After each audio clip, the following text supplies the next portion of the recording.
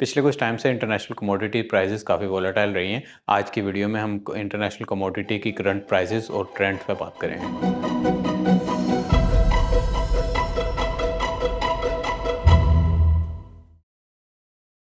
International oil prices जो कि start of April में इसराइल और ईरान के कॉन्फ्लिक्ट की वजह से काफ़ी ऊपर चली गई थी, वही रिसेंटली यूएस इन्वेंट्री पाइलअप और साथ ही गाज़ा के सीज फायर के इम्कानात के ऊपर काफ़ी ईज डाउन हो गई हैं।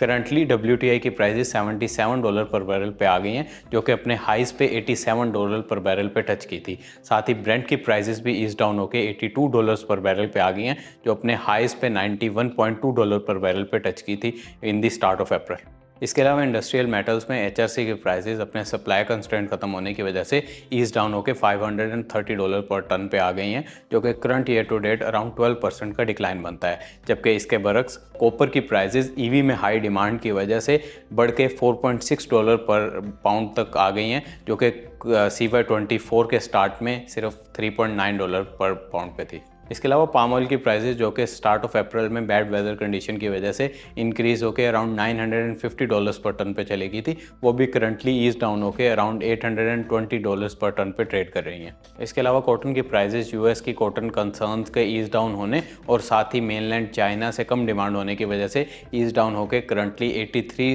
सेंट्स पर पाउंड पे ट्रेड कर रही हैं, जो कि current year to date around 17% का डिक्लाइन बनता है। अगर लोकल कॉटन की बात की जाए तो लोकल कॉटन अराउंड 20,000 रुपीज़ पर माउंट पे ट्रेड कर रही है। इसके अलावा इंटरनेशनल कोल की प्राइसेस भी बिलो $110 पर टन पे ही ट्रेड कर रही हैं, जिसका बेनिफिट लोकल सीमेंट मैन्युफैक्चरर्स को होगा।